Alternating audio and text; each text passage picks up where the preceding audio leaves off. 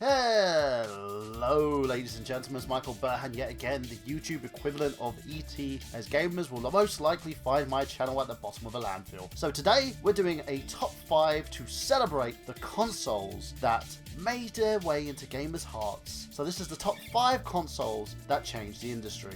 Number 5, the ColecoVision. For those who don't know, the ColecoVision is a second generation home video game console, which was released in August 1982, but was also one of the two main systems along with the Atari that oversaturated the market. Promising arcade quality gaming, the Coleco gave us a game such as Nintendo's Donkey Kong, Mr. Do, Pepper 2, and was legendary for ripping off the Atari 2600, with an expansion that if done today would cause lawsuits coming out the butthole. Coleco withdrew from the gaming market in 1985 and is currently owned by River West Brands, who attempted to revive the brand with the controversial Coleco Chameleon, which is a whole other story entirely.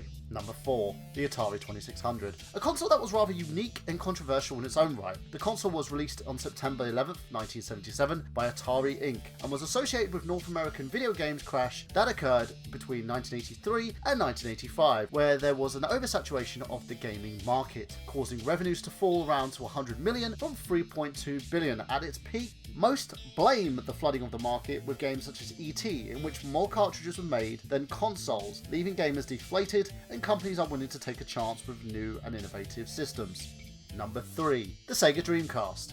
Known as the console that was pirated to high hell, but also ahead of its time with its VMU unit and internet connectivity. Gamers like myself spent countless hours raising Cheos, and the console was the first to implement online support, but never had the opportunity to shine like its successor, the Xbox. With third parties leaving for bigger, brighter pastures, most of the console's catalogue was secluded to Europe and Japan, as the console did not meet expectations stateside. On top of the bad PR and various crappy experiments such as the Sega CD, the 32X and the Saturn, trust in Sega also waned, and thus the console was discontinued on March 31st, 2001. Number 2. The Nintendo Game Boy was released in 1989, at a time when handheld gaming was restricted to toys such as Game & Watch.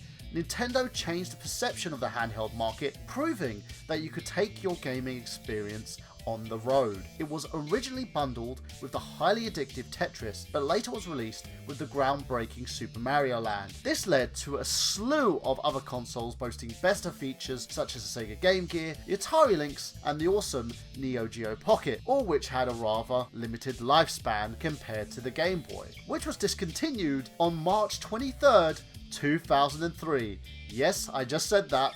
March 23rd, 2003, after several iterations, each showing improved graphics and boasting more portable sizes.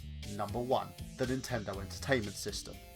The console that single-handedly rejuvenated the gaming industry after the console crash, Nintendo found it hard to sell gaming consoles to companies and would invest in an industry that's considered a huge risk, so it was manufactured as a toy, boasting a light gun, Rob the Robot, games such as Super Mario Bros, Duck Hunt, and Gyromite. The console was originally released as the Famicom in Japan on July 15th, 1983, and later in the US in 1985. Nintendo not only introduced the gaming market to something groundbreaking, the console itself inspired generations to come with genres such as chiptune, video game documentaries, and highly regarded among critics and enthusiasts alike.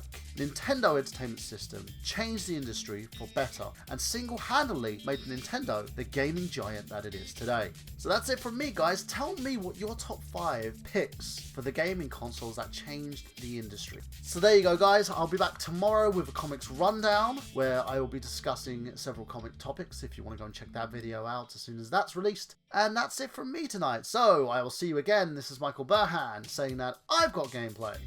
Have you?